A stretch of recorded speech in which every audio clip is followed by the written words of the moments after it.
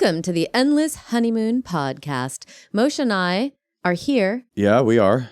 To discuss. What are we here to discuss, Natasha? Tell the people. Lots of things. Well, there's a lot of, we've just gone over the holidays. We just found out, this is probably old news at this point, but when we recorded this, breaking news. What? Trump just made MSNBC illegal. I think that's not true. Well, I feel like you get texts and everyone's just like so extreme that the liberal side is exaggerating. No way. No way. The right is exaggerating. Yes, definitely. The liberal side doesn't exaggerate. The right does. Everyone's exaggerating. Yo, he doesn't. If Everyone's he did, unwell right now. Like, that have is you noticed all of your friends? Like, you're like, how's it going? And it's like triggering. Oh, no. How's it going? How are you is a loaded question now. Yeah. But I do like the idea of him declaring MSNBC illegal because he's against MS-13. Now NBC, he's going to declare multiple sclerosis an illegal entity in the United States very soon. He just doesn't like things that are MS. Let me ask you this. Yes. In terms of politics, since we started talking about that, yes. My approach is bad, I feel like. And I think your approach is probably bad too. How do we meet in the middle? My approach is completely ignore everything that's happening. Yeah. Don't be abreast of it. Don't read the news. I read like once a week, I'll read a magazine. But other than that, like called The Week. But other than that, I pretty much don't know what's happening in the world. I'm not up on the day to day, except for the headlines that get sent to my email. What's my approach? To be constantly tethered to your phone all day long. And like when the stock market goes up 2 points, you feel it. When it goes down, you know what's happening. You know every single thing Trump has said about every single country. And then it's just like it's all swirling around in your head.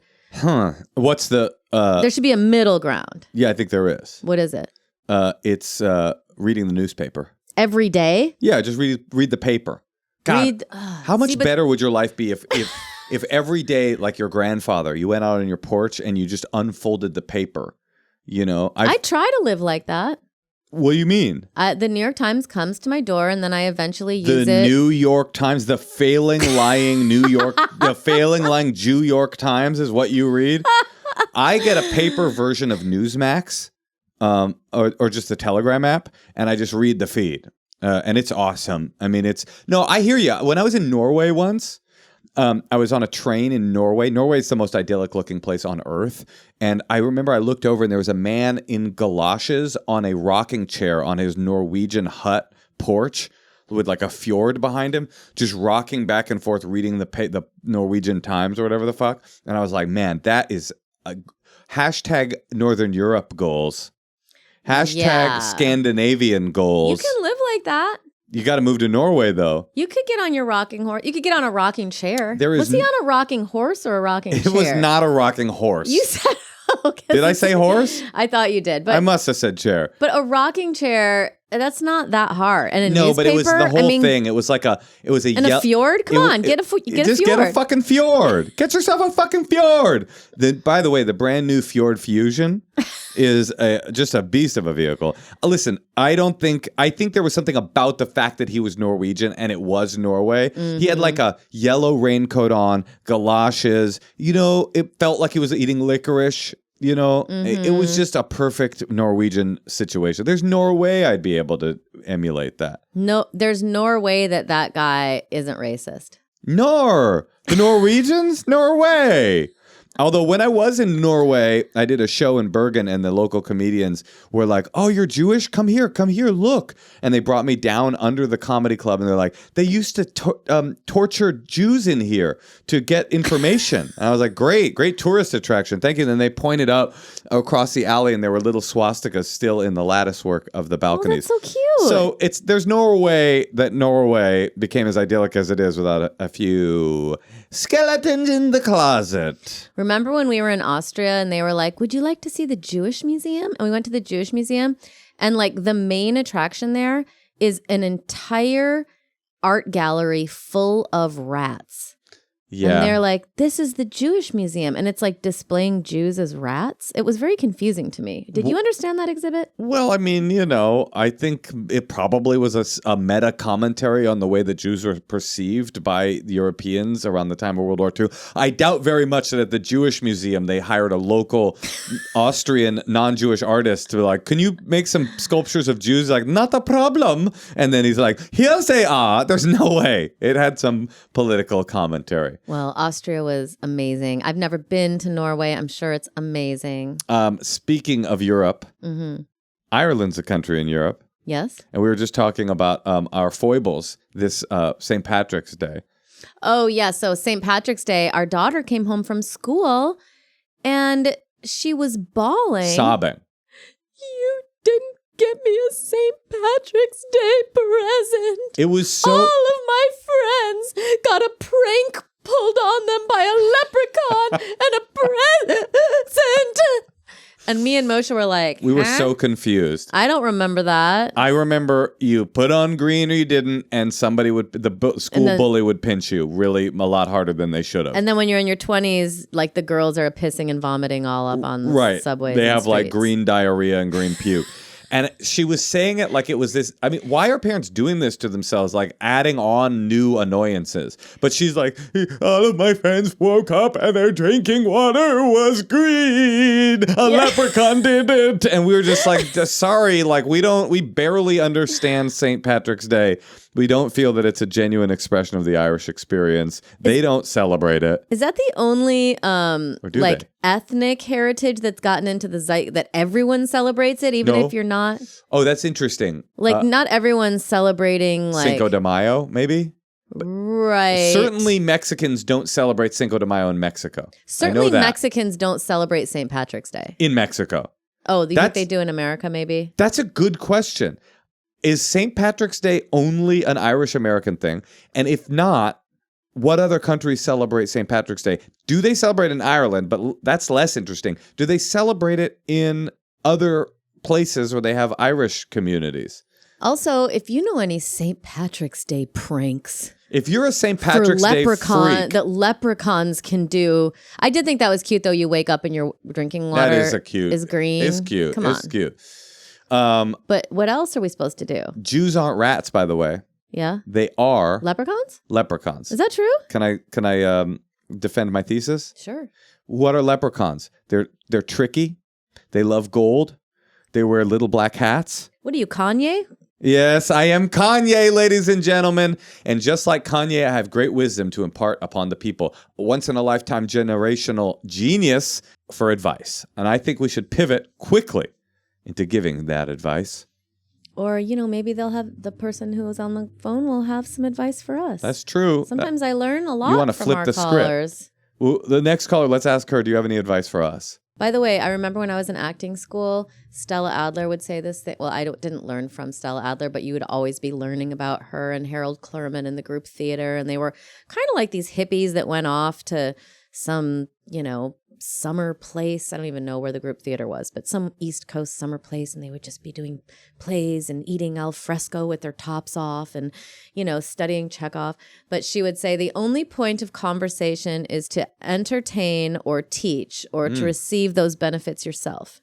I love that. And so it was like all against small talk. Like it was all very like everything should be something instructive. I love it. The only point of conversation is to entertain or teach or to receive those benefits yourself. That is so good. I'll tell you what was weird about small talk. When my father died, one of the things that I felt deep in my bones is I don't want to do small talk anymore. Once your dad died? Isn't that weird? He couldn't even talk though.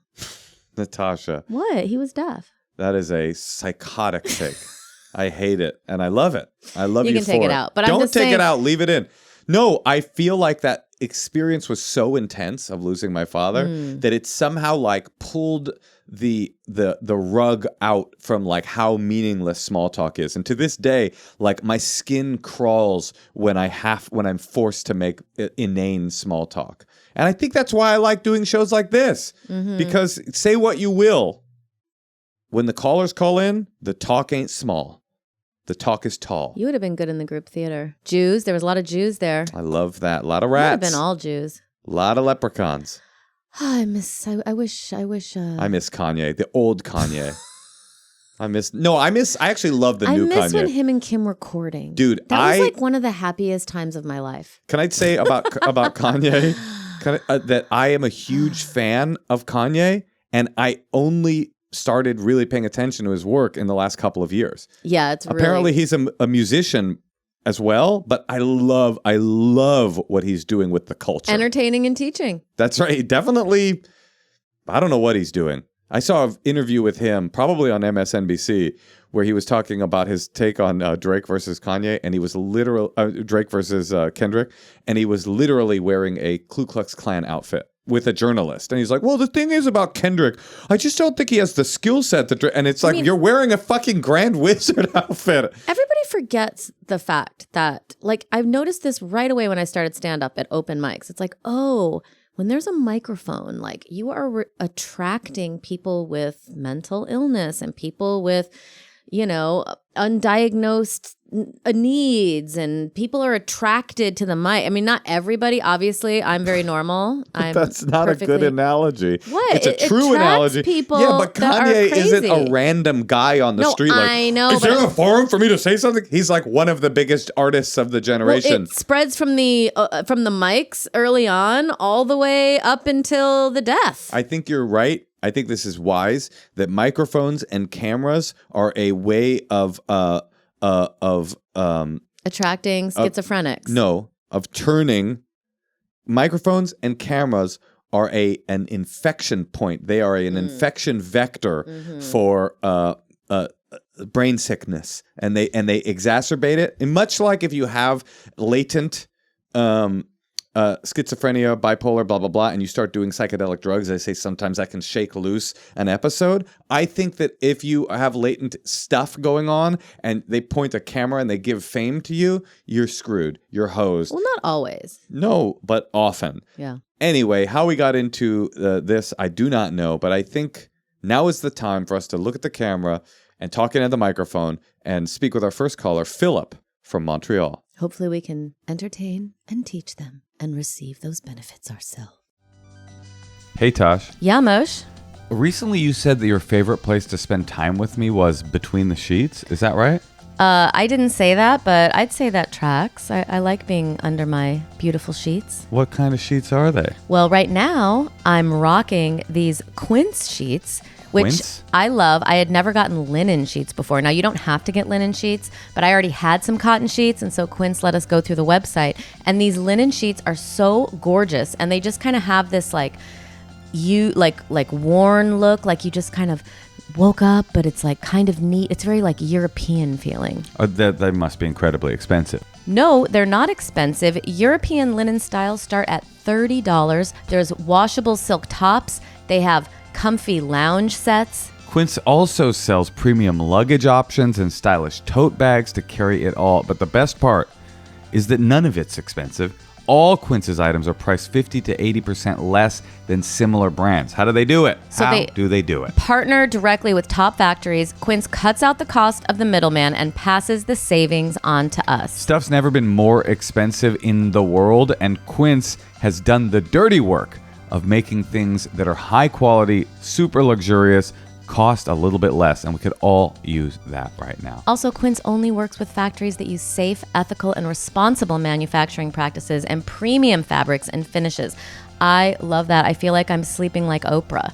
Yes, we all know that Oprah only sleeps on ethical sheets. For your next trip, treat yourself to the luxe upgrades you deserve, like a silk top, a high-end bag. Go to quince.com/honeymoon. They've got 365-day returns. No joke. Plus free shipping on your order. That's QUINCE.com/honeymoon to get free shipping and 365-day returns. Quince.com/honeymoon.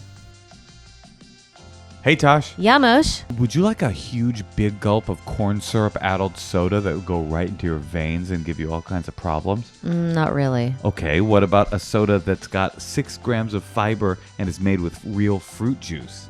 You're saying fiber in a soda pop? That's right. It's interesting you call it soda pop because it's called Simply Pop. Simply Pop is a new fruit-forward beverage of prebiotic sodas made with 6 grams of prebiotic fiber to support your gut health, vitamin C, and zinc to support immune function. Did I mention it's got juice? It's got juice. Soda Pop just got juicy.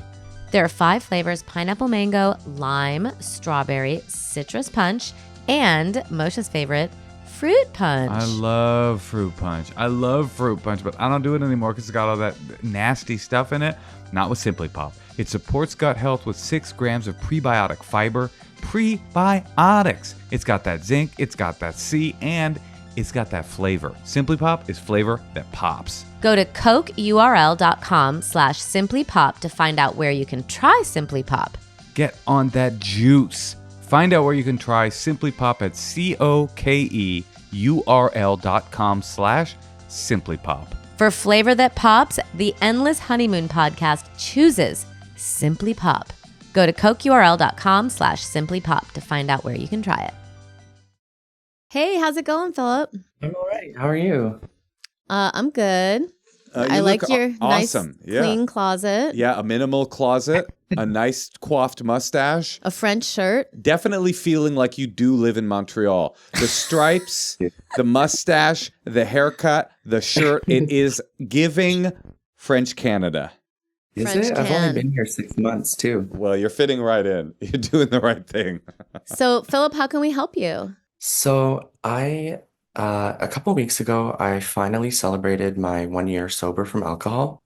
Congratulations. And thank you. It took a really long time, and before that, I spent several years living in pretty dark times. I was homeless. I was on the streets. I was in and out of rehab, totally disconnected from my family, and I was doing sex work to survive. And so now that I've passed this 1 year milestone and my life is looking completely different, I've considered dating again. And I've never really had any type of long-term romantic relationships. Like even before my drinking days, I was just really shy. And then I was a blackout drunk, so I wasn't really meeting people or making any type of real connections. So I guess my question has to do with approaching people and figuring out how to navigate how much of my story to tell off the bat. Because even though I'm not in any real rush, I do want to start meeting more people. And I feel I'm worried about being dishonest. Got it. One thing I can tell from talking to you is I think it feels like there's still a little bit of shame attached to like the fact that you were homeless and the fact that you were blackout drunk and the fact that you disconnected from everything. But like personally, I'm going through a really hard time right now with some stuff in my life. And my therapist was like, well, you did protect your daughter from all of that. You should be really happy about that. And like the idea of like celebrating and being glad that I was able to do this thing as opposed to like, oh my God, what if she finds out? What if this happens? What if this, traumatizes her for the rest of her life? And it's like just trying to get on that other track of like really being proud of myself or happy that I was able to do this feat. And same with you. I mean, staying sober for a year, it's like, it's fucking cool. And it's cool that you let yourself go crazy and and it's cool that you came back from that, and it's like owning it all as more of like if you heard of someone who did that, because it's like 3 months sober, 6 months sober. Moshe, this is your world. Is 1 year? That's pretty solid. 1 year is, I think what you're saying is like exactly correct. I got the same vibe. And I do think, listen, prescriptive calendars are bullshit, right? Where you go, oh, at 1 year, you're going to start to feel this. But I do think if I was to indulge in that bullshit, that 1 year, it's like, it's official. You almost feel like I am officially a sober person now. And you got a plant. You got a plant. You got a house. Yeah, you got a plant in a house. Yeah. There used to be a lot more plants when you were homeless, but this one's your plant, right? And like 1 year is where you start, I do think, where you start to wear it as like a reality, as opposed to like the first few, obviously the first 30 days, you're just in straight up survival. It doesn't, there's no existential pondering like, what does this mean? But then when you get into the like 3 month, 6 month zone, you're still kind of scrambling. And at about a year, it's like your toes touch the ground. You go, okay, this is who I am now.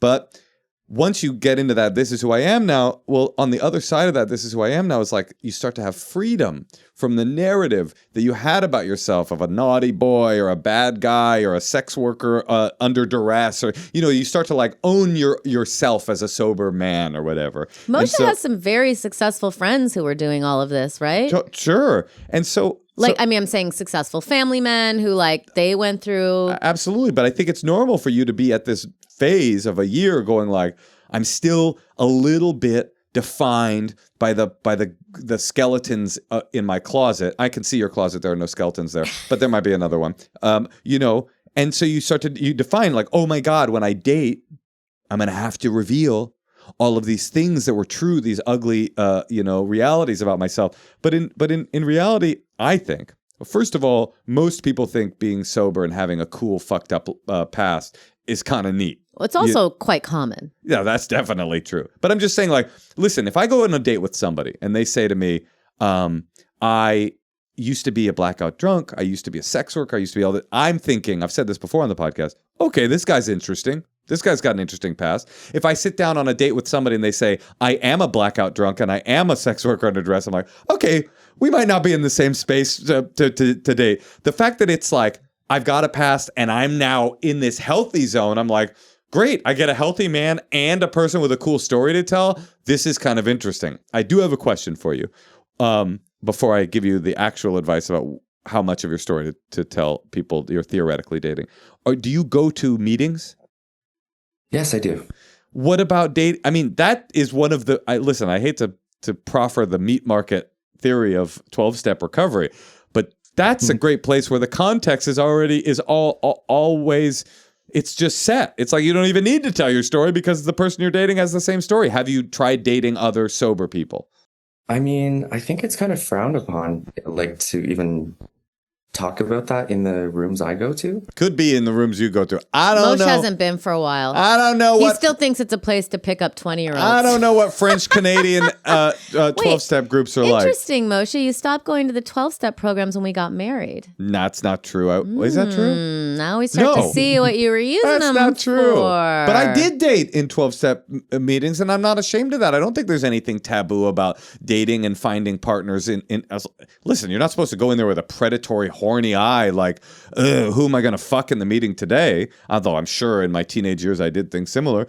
I don't think there's anything wrong with like seeing someone and going, well, this person seems intriguing. I'd like to go out to call. People do it all the time. People get married in 12-step meetings. People date in 12-step meetings. They break up. Things get messy. There is drama. But it's a place where you don't even have to think about like, oh, how much of my story should I tell? Because they've got the same story. Can I say something? Yes. Okay. Now, let's say you're going to meet someone somewhere neutral. It's not going to be at the 12-step. I am a fan of a little bit of mystery. And the truth is, like, you don't owe these people your life story. And it's exhausting and traumatizing to you. And you don't even know if this is a safe space yet because you don't know who this person is. They may be like, oh, that's stupid. Or I don't know. They might like make you feel bad about your choice. You just don't know who these people are. So it's like, you don't have to lie, but you can be like, oh, well, I don't drink. Why don't you drink? Well, because I don't want to black out anymore. It's been a year. You don't have to be like, I was homeless. I was doing sex work. Right. Like, this is not a confessional. It'll come with the right person. Yeah. And maybe it'll come on the first date if you feel super comfortable and you're being asked a lot of questions and you don't want to lie and there's a connection. But like, you don't owe these people anything. You owe to tell them that you don't drink. Mm-hmm. You've been sober for it's normal to say I'm sober, see how they react to that. And take it from there. But you're totally right. There's no need. You're totally right, though. Like, if you're on a date with someone and you say what Natasha said, oh, I'm sober because I don't want to black out anymore, you will know immediately, based upon the reaction, based on only that information, if this is a person who's going to receive you with no judgment and interest and, oh, wow, like, I've had some friends that were sober too. It did such great things. Or oh, well, what were you up to? You're immediately going to know. And that's good information. You're going to go, this person isn't for me. This person is for me. I can reveal more of my story to this person if I date them longer. This isn't a safe person for me to reveal this kind of story. I think the biggest thing is the first thing you said too, which is you can't sit down on a date with the story playing in your head. Oh, fuck. They're dating like a dirty, blackout, drunk, homeless dude that blah, blah, blah, sex work. That's a narrative you're bringing to the date. And nobody's going to want to date a person that is like, I hate the person I used to be. They're going to want to date a person who's like, look at me now. Look at what I'm doing now. I'm fucking nailing it. I'm a year sober, and I've got something exciting to offer the people that I'm going to date. Yeah, I mean, I am excited about my life, and I've only been in this city for about 6 months, and I've met a bunch of great friends, and I've been able to share, certain parts of my recovery with them. But so I'm pretty comfortable talking about like the sobriety part. And I know I don't have to give all the details right off the bat, but I've had some experiences in the past where, like, I think 3 years ago, I was almost a year sober and I was starting going on dates, and I made some kind of connection with someone, and we were going out for a couple months, and they knew that I was like going to meetings. They knew I was sober until later on they found out through a friend that I had been a sex worker, and they were really hurt by this. Mm. They thought that I had been dishonest to them, even though I wasn't active anymore and I wasn't putting their health at risk or anything like that. They still, I guess they had different core values about this type of thing. And so by keeping that a secret, they felt betrayed. So I'm never really sure, like, do I need to know where they stand on these kind of things right away? Yeah, listen, I don't know this person that you dated. Something tells me, I don't know, I'm guessing, that if you had on the first date said, by the way, I used to do sex work, I want to get that out in the open because I know some people feel weird about dating somebody who is a sex worker without them revealing that to them. I don't get the vibe, just based on the anecdote you're telling me, that person would be like, oh my God, I'm so open-minded about that. I'm here for that. Thank God you told me on the first date, because the only thing I care about is whether or not that information is revealed to me later. I don't get it. Like, here, the real reality is you're never going to be a person who wasn't a blackout drunk. You're never going to be a person who didn't do sex work. That's never going to be true for you. You're never going to be a person who wasn't homeless. You will always be those. It's just like me. I will never be a person that didn't go to rehab. I will never be a person that didn't flunk out of 7th grade. I will never be a person that hasn't been in a mental hospital. These are just true things about me. I am no longer defined by any of those things, but they're all just true grist for the mill type of things. So I get your point, which is like sex work is such a salacious sort of, not everybody is like, I'm the most open-minded person on earth about sex work. Like, but there are many people that are open-minded about it. But sure, it's a taboo topic. It was under the umbrella of alcoholism. You did a lot of things. You probably stole from friends. You did sex work. You didn't call your mom for a year. But sex work, right? Yeah, definitely. But you were homeless. I mean, it was like, within the framework of the story you're telling. Like, if somebody else came on the podcast and was like, hey, I'm a sex worker and I'm damn proud of it and I do it and I like doing it, it's a different context. But for you, you're describing it as a part of, like, you did it for money because there was no other option. So it's something that you're not like, yes, I'm stoked. It's my life that I love it. But it's also like, it's a part of who you are. And so, like, the person you are dating, that you will be successful in dating, my gut tells me, is not a person for whom that information is atomic. It is not a person for whom they're like, well, it's a lot for me to process, but hold on, I'll deal with it. I mean, it might be, but I have a feeling it's a person for whom they hear that and they go, wow, crazy. Yeah, I've got a lot of friends that are sex workers. I'm sorry that it was for you, an experience that was under duress, but it's all good.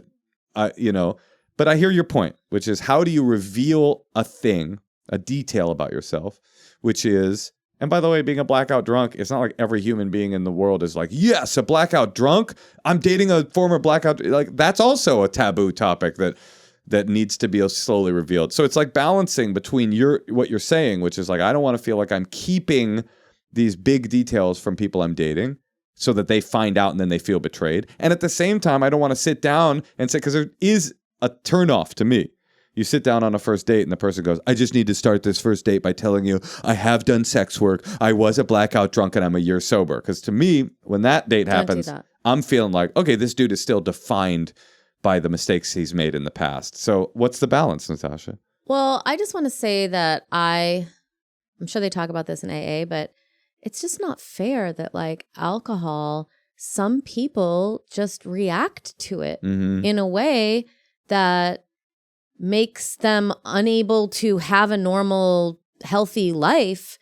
And then they have all the shame that it's their fault when it's like, it's this disease that happens with like 30% of the people. I don't know. What's the percentage? I don't know. I mean, it just is like, I just feel bad because you're taking it all on as it's your failing. Well, when it's just your body's chemistry towards this toxic substance.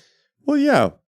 But I think you're still, in a way, one of the weird and complicated things about alcohol addiction and drug addiction is that when you are in it, I think you'll agree with me on this, when you are in it, you engage in things that are, I don't want to say morally, but ethically questionable. You know, I stole from my mother and my grandmother and I was violent and these aren't things where you can just go, well, I'm just a guy that you do have to have a reckoning with your past, which is kind of what 12 steps do and what therapy does is like, okay, you don't just get an excuse or a pass from those things, but they also don't need to define you. Like you don't need to be, you are not the worst things you've done. You are a product of all of the things you've done.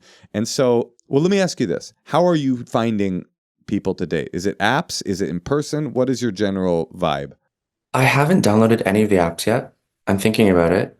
And so I was going to ask you, like, do you think this is something I should just put? Like, I know there are a lot of people. I disagree. Wait, he put that he's sober, but he shouldn't put all the... Oh, not the other stuff. But I think in your app profile, if you went app, yes. I think saying, sober 1 year, that takes away 90% of a judgment because anybody that's clicking... What about just sober? Sober boy, whatever it is. I don't think like you have to say the amount of time. No, sure. But what I'm saying is if the first line says like, I'm sober, anybody that's clicking on it isn't like, well, I bet this is a guy that's never had a drink of alcohol, church boy. They kind of already know what they're getting. They are getting a person that's in recovery. And then it's like, then from there, it's like, then you reveal as things go on, oh, here's my past. I think dating another sober person as your training wheels, of course, is that's a why good you should idea. Put it on there. I think finding another sober person to date is a good thing for you because I hear all of these like, this worry and judgment of self and like, oh, there's another thing I was thinking. You're not the first sex worker to get sober. You're not the first homeless person to get sober. You're not the first certainly not the first blackout drunk to get sober. You aren't alone. And there's a lot of people out there that have walked through this scary path before and are now in healthy, loving relationships and broken up with people and all that stuff. Like, you're not the worst person to ever try dating at a year sober, and you're not the best. You're just another guy that's trying this stuff. And I think, too, just for your work on yourself, like, try to be 75% proud of yourself and 25% focused on the path. Like, always make sure it's more proud of yourself because, like, I'm sure it's a daily feeling that I'm doing this again today, and it's really cool. Yeah, I mean, I do often feel pretty proud of myself, and I don't really feel a whole lot of shame around these things anymore, but I do feel like a responsibility to like right the wrongs that I can and also, continue working on myself and be honest and forthright with people. And I think also as you enter the dating world, like make a list for yourself. What are you looking for in a partner? What are you not looking for? And what would be really bad? You said you were sober 3 years ago and then you were in a relationship. Like, what are the triggers? Like, let's make sure that this doesn't happen again. And let's make sure you stay sober. Not that has to be everything, but you can kind of set yourself up for failure or success. So I think some kind of, it doesn't have to be a massive list, but what would be good? What would be great? I have a question for you. Let's say I was asking you the same question. I was like, hey, I just want to get out in the dating world. I used to do sex work. Somebody once was upset about it when they found out. Me. And yeah, Natasha.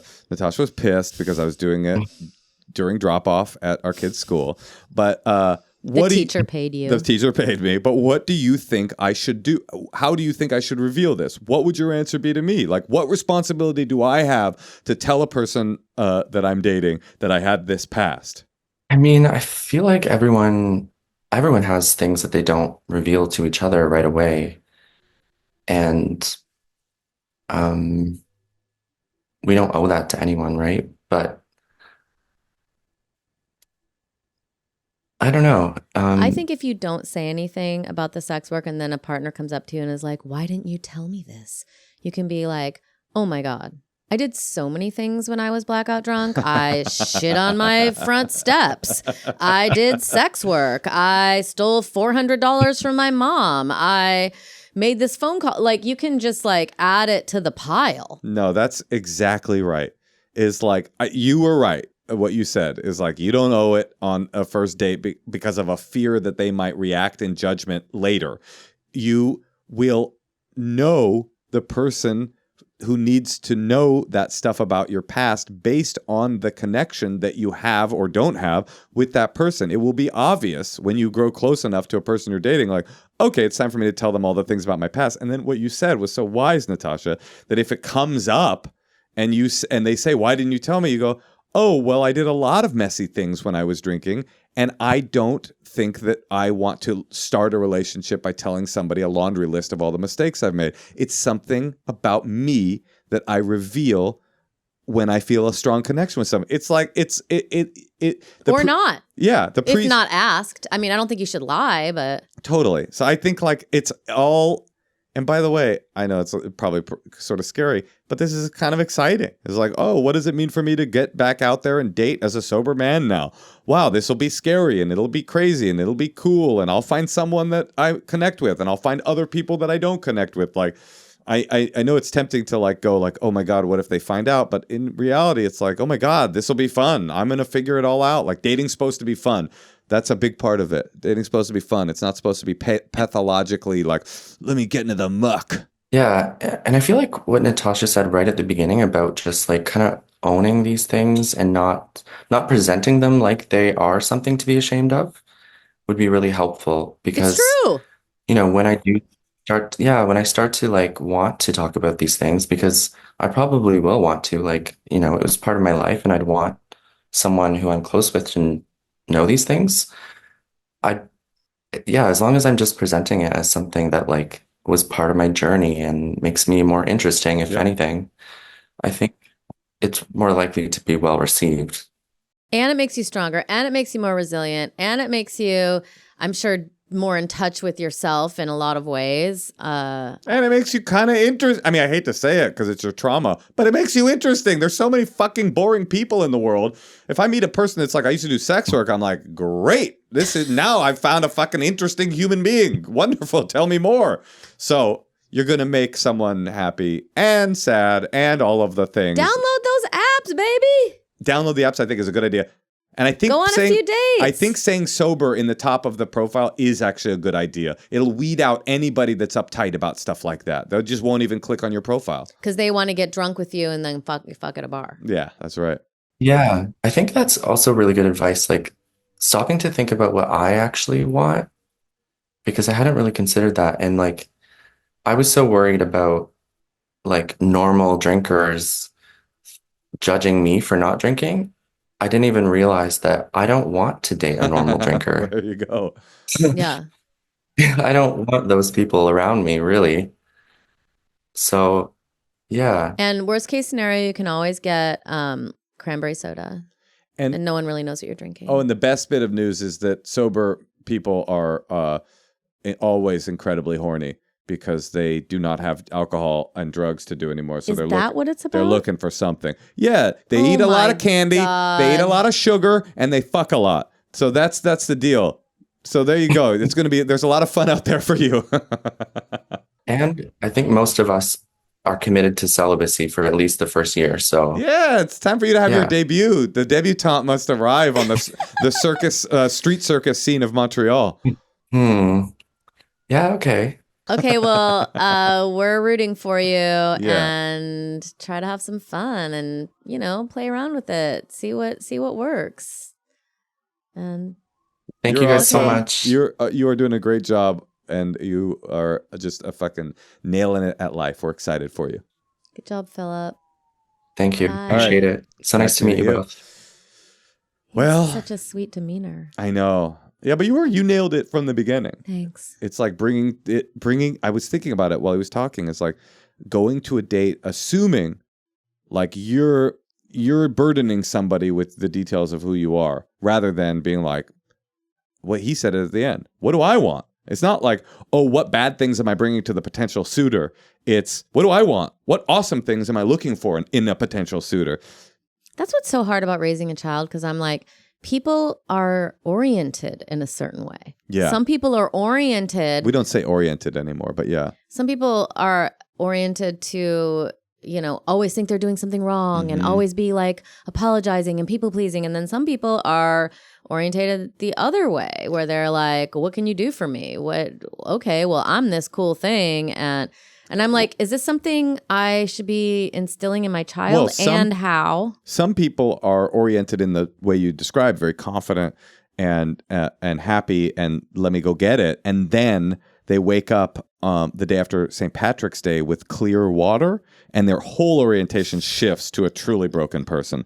And that may have happened with our child. But I hear what you're saying. It's difficult. I'm just wondering, like, is that something I can try to? Is it chemical? Well, the only thing you can do, I believe, is raise your kid and raise all of our kids and love your friends and your family with as much love and openness and support as possible. You cannot manipulate the game board. You can't go like, I'll do this, then this, then this, then this, then this, then I will create the president and I will create a CEO. All you can do is say, like, I'm going to make the game board have as few pitfalls as possible and filled with as much love as possible. And then you watch them play the game and they become who they become. Yeah, but then why did like Jacqueline Kennedy's mom, like one of the daughters married the president of the United States and the other married the president of somewhere else? But those are anecdotal, because there's a lot of families where they married a frickin' bum. I know, but both your kids marry presidents. Clearly you were like telling your kids something, or telling them like you deserve You're right, to honey. only no. We should become more Onassis-like with every given day. Is it Onassis? Well, that wouldn't have been Onassis. Wait, what 'cause that was she originally? Bouvier. Bouvier. We should be more Bouvier. Let's up the Bouvier percentage in our child rearing. Natasha, Yes. I was thinking maybe we could play a couple of secrets. Let's do it. Love secrets. Hey, Tosh. Yeah, Moshe. I used to have bad back pains when I woke up in the morning. And now you don't. You used to be a sweaty sleeper. Come on, I don't like that. That's not kind of off-brand for me. Okay, well, you knew someone who used to be a sweaty sleeper, and now she ain't. And it's all thanks to Helix mattresses, making us a mattress that fit both of our bodies and gave us better sleep. I love my Helix mattress. We've had our Helix mattress since before the pandemic. It's been about 5 years. Can you believe we slept like babies through the whole pandemic without a care in the world? It was such an upgrade. It's a huge upgrade. I say this a lot, but I mean it. You spend a third of your life sleeping. Why bother sleeping on a mattress that isn't absolutely made for you and absolutely as comfortable as can be? I recommend Helix so much. And we would like to tell you that we have a special deal for you if you've been thinking about upgrading. Go to helixsleep.com/honeymoon for 20% off site-wide. It's their spring savings event. This is through April 1st to April the 30th. You can get 20% off site-wide just by going to helixsleep.com/honeymoon and sleep like the honeymooners do. Hey, Tosh. Yeah, Moshe. Would you say you have plenty of time to map out extremely healthy and delicious meals to cook for me? No, I don't actually. No, nobody does, and that's why Tempo does it for you. When you think about fast food, you're probably thinking about gross, nasty, yucky, thought-out patties dripping with grease. You don't have time to be disgustingly eating food that makes you sick, and you don't have time to make healthy food. Tempo will bring you protein-packed fuel to save time without compromising your health goals. With Tempo, you can select from 20 plus mindful choices on their weekly menu, and all meals cook in just 3 minutes. 3 minutes for a variety of meals for different dietary tastes, preferences like protein-packed, calorie-conscious, carb-conscious, fiber-rich. It comes to your door. It's delicious. It's ready in 3 minutes. It can make your life easy. And they switch it up. There's new recipes each week with nutrient-rich ingredients, and they make it easy for us to keep a healthy lifestyle. So for a limited time, Tempo is offering our listeners 60% off 60%? your first box. Go to tempomeals.com/honeymoon. That's tempomeals.com/honeymoon for 60% off your first box. tempomeals.com/honeymoon. Rules and restrictions may apply.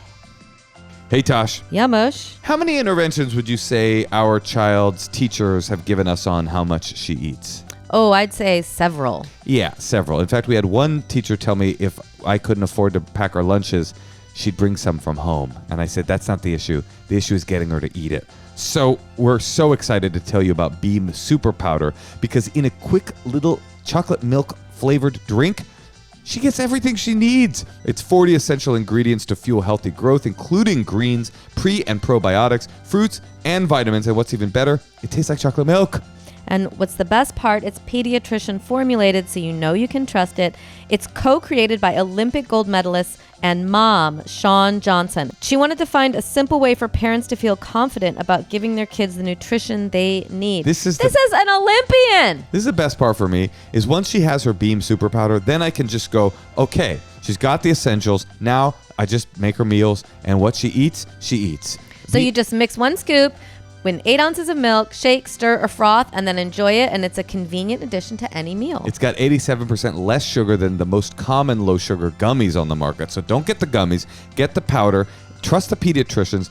Trust the Olympics. That's the message of this show. Beam Kids is now available online at shopbeam.com/honeymoon. Because you're a listener to this show, you can take advantage of their limited time pricing of up to 35% off plus 2 free gifts by using the code honeymoon. That's shopbeam.com/honeymoon and use code honeymoon for up to 35% off. Get your Beam Kids and your free gifts by heading over to shopbeam.com/honeymoon and enter the code honeymoon. I'm walking my dog right now, and I just realized that every time my dog shits when we're on a walk, I take out a bag, but I just pick up some dirt next to the bag, so that it looks like I did it, but I never actually pick up the shit. What? Yeah. I'd be pissed if somebody did that in my yard, but what am I going to do? Pick up the dog's hot dog shit? Never. Did he say, what am I going to do? Pick up dog shit? Yeah. You're going to pick up the dog shit. I put this in my book, but you can tell a lot about people based on how they treat their dog's shit. And what are the categories?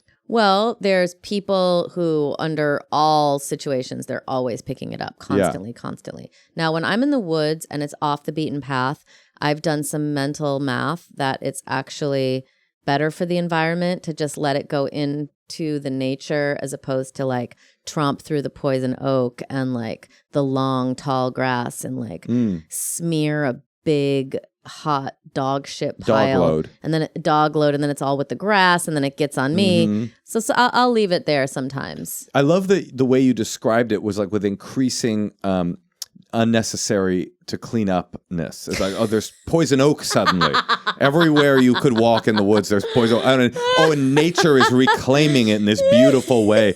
But I hear what you're saying. Well, it has happened where I'm trying to get it and it's on long grass, and then I'm you're like sort of rubbing it up a stalk of grass. Yes. Listen, I've never heard of this kind of person before. No, me neither. Walks their dog, wastes has the bag, wastes the bag, does the environmentally unsound work of throwing a single-use plastic bag in the garbage, but leaves the shit. Picks up fake dirt clods, and you're going to pick up the fucking hot dog shit, and then you throw it in a garbage can. Sir, I don't know if you're trying to be funny, but I would say this is a quality that you need to work on. Yeah, this is good. No judgment, but you suck at this particular part of life. Is that judgmental? No, I just feel like I hear you. This needs to be adjusted. I think so because like if he has a wife, I mean, unless you meet someone who's like totally in on it too, then I'm like, Why? well, you're What is kind of the two of you against the world. No, it's society is getting worse. Listen, I hope that you're saying like Natasha that it was in like off the path. This is on the sidewalk. Maybe that's what he was saying. That when he's off the path, he'll pretend. And so if that's the case, that it's off the path and you're pretending by picking up dirt, I would actually encourage you to embrace your choice and not use the bag at all. Stare at the pile of dog shit, nod at it, and say, I give you to the earth. Our daughter is going through this phase where she really wants another dog, another big dog. Yeah. And she's also doing this thing like our dog Blanche is like 14. So she's always wanting to like Google dogs we can get when Blanche dies. When Blanche passes away, when she's no longer with us. Can I get a corgi? And I'm just like, you're a little too excited about the notion of you getting another dog. Of the doom. And I don't think that anyone really realizes this is a huge part of pet ownership are Is these what? big Death? ass dookies. Oh, dookies. And I'm like, we already have one because I was used to little Chihuahua shit. So I'm like, okay. Those are just pearls. Yeah. And so we brown have pearls. one Chihuahua, cute little Chihuahua shits, and then one big ass dookie. Do you I can't do two big ass dookies. TBD. No, I'm not doing that. Two big dookies. That's what that stands for, TBD. Wait, do you were worried about the size of the dookies? Now that we have Captain in our life and the dookies are large, does it gross you out when you have to pick them up?